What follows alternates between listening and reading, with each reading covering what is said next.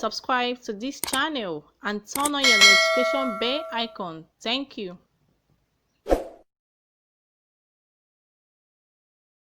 I was introduced to radical Islam when I was 10 years old, when the Muslims blew up my home as they shouted Allahu Akbar, bringing it down and burying me under the rubble wounded. My only crime was that I was a Christian living in a Christian town.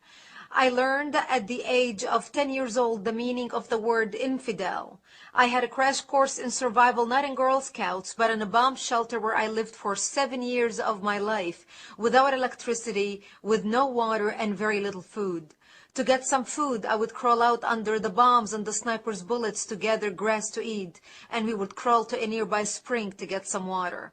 At the age of 13, I dressed in my burial clothes, getting ready to go to bed at night, waiting to be slaughtered at the hands of the Muslims. And by the age of 20, I had buried most of my friends who were killed by Muslims.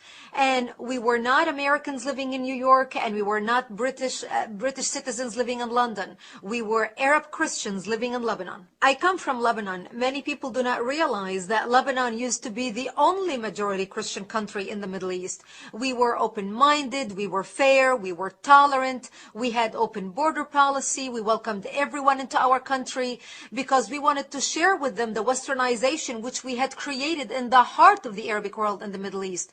Because of the majority Christian presence in Lebanon, we were good in commerce, we focused on building the country.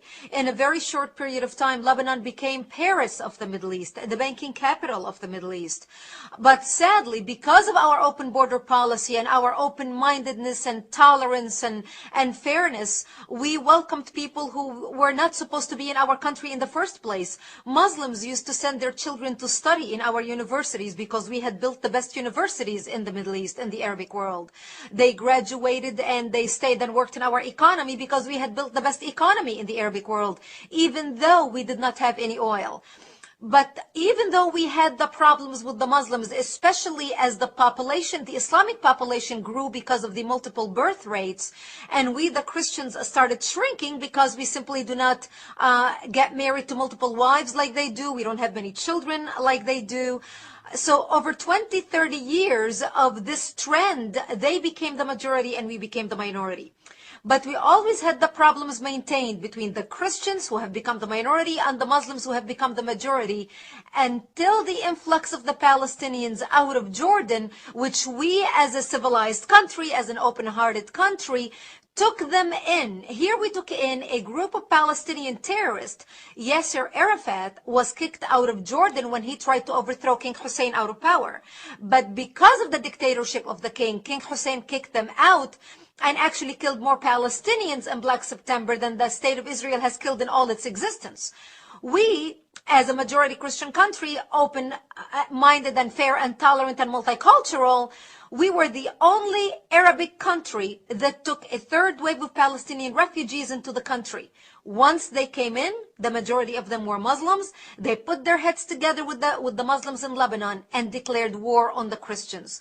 And that's when the civil war began in 1975. I was 10 years old when the war started. Because of the presence of the Palestinians and because of the open border, a lot of people, a lot of Muslims poured into from Arabic countries throughout the Middle East to help the Palestinians establish a presence in Lebanon. They wanted to use our open borders, our laws, our westernization, our fair and open-mindedness against us, using our laws against us. People do not realize that Lebanon is a republic, very much like the United States of America. So our enemy was able not only to infiltrate our country, but also use our existing laws to their benefit to establish their presence and twist the laws to their side.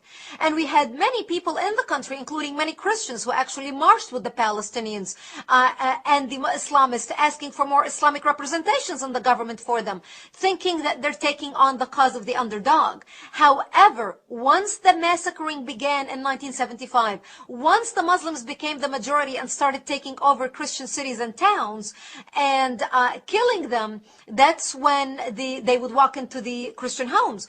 And some of those Christian leftists who basically demonstrated with the Islamists and said, What do you mean you're here to kill us and to slaughter us? We demonstrated with you. We pushed for your rights in the government. We pushed for you to take a part of whatever we had established. And the trends that we saw happening in Lebanon, once the Muslims and the Palestinians started massacring the Christians, and they would walk into Christian homes, and even some of them leftists who demonstrated with the Islamists and fought for new laws to be established in the country to protect the presence of the Palestinians who came to the country under refugee status. The Muslims would kill them, and they would tell them, you were as infidels as any other infidel and you deserve nothing but death. And those stories we heard from those who fled and came to our area, which was the last Christian area left in southern Lebanon. And this was the price that we paid for our open-mindedness and our tolerance of those who came into our country, who had no intention of assimilating with us, who had no intention in becoming a part of the Lebanese society and advancing with our Western advancement in the Middle East, but wanted to come, and once they became the majority, wanted to impose their backwardness, their way of life, their way of being on us, which brought our culture down. And today when you watch the news, you are no longer seeing Lebanon as Paris of the Middle East. You are seeing Lebanon as a terrorist infrastructure, a terrorist organization where Hezbollah, Iran, Syria, and the axis of evil have taken control of the country and basically now becoming a hotbed of Islamic extremists spreading their extremism all throughout the world. Once the call of jihad was uttered by the combined forces of the Muslims, regardless what their background was, they started massacring and killing the Christians. They would walk into the Christian towns. They would massacre the elderly and the children, as well as the men and women. They would walk into a bomb shelter. They would find a mother and a father hiding with the bomb shelter. They would take one leg of the baby. They would have a little baby, take one leg of the baby, tie one leg to the mother and another leg to the father, and then pull the parents apart, splitting the child in half. They would walk into our churches. They would urinate and defecate on the altar using the Bible as toilet paper. They would crucify the Christian men on a cross and then put honey on their chest and on their private parts to kill them so they can be stung by bees as they died slowly. This became the fate of the Christians. During the Lebanese Civil War, and which was, by the way, not a war between the Lebanese Christians and the Lebanese Muslims.